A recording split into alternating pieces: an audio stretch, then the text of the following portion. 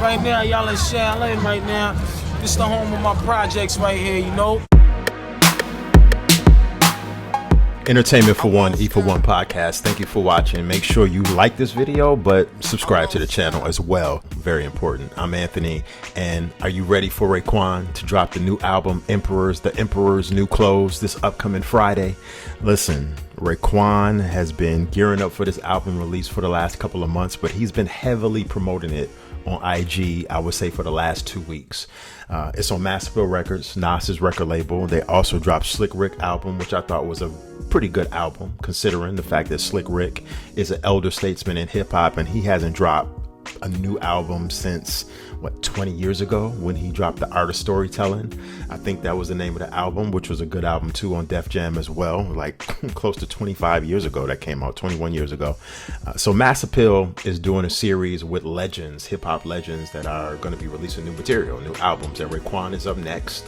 So The Emperor's New Clothes, what should we expect from this album? Raekwon has went on IG and personally said himself that he thinks this album is probably one of his best albums, if not his best albums. Full disclosure, I hate when artists say that, whether they're R&B artists, rock artists, or hip hop artists, because you can never live up to your first impression. Simply put, whether you're in a relationship or whether you're making music, your first impression is usually your best impression. And for Raekwon, his first impression to us was Only Built for Cuban Links, which is one of the best hip hop albums of all time. Definitely in the top 15, if not top 10. So to say that The Emperor's New Clothes will be his best album of all time, I'm going to debate that and probably say it's going to be a hard no.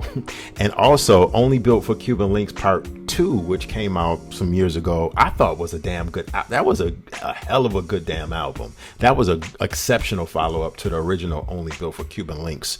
So it's going to be hard to live up to those two standards of those two dope albums. This album is going to have production by Swiss Beats on the album. Say what you say about Swiss Beats production. I think Swiss Beats production can be dope. Sometimes it's dope. Other times it's just so. We're gonna see what Swiss gonna do on this album. Knots, which he's done production for Busta Rhymes. I like Knots production, so I think Knots will bring some heavy duty production to the table. Justice League will be on there, and also two producers called Frank G and Roadstar. Nothing about RZA, so we can't. There will be no RZA on this album, which is kind of a little weird. But if you know the dynamics between the Wu-Tang Clan and RZA and how the inner workings are of that group, you know that RZA is kind of like seen but not seen, there but not there, hit or miss when it comes to doing production for members of the Wu. And to be honest with you, RZA's production has been pretty shitty over the last 15 years, give or take a song here or there. So probably even a little bit longer than that, because that last Wu album, the Iron Flag, though, that was not good. And that wasn't the last Wu album, but that just was the one that came to my head that RZA did production on, and the production wasn't good. So I can do without a RZA on this Raekwon album. And nothing about Mathematics doing production on this album too. We'll see. And if I'm gonna talk about a brand new Raekwon album, you know I gotta talk about the features on the album. And it pretty much is gonna be features of the usual suspects who we would expect to be on a Ray album. We're gonna have a Griselda crew on there, West Side Gun, Benny and Conway is going to be on there. Nas is going to be on the album.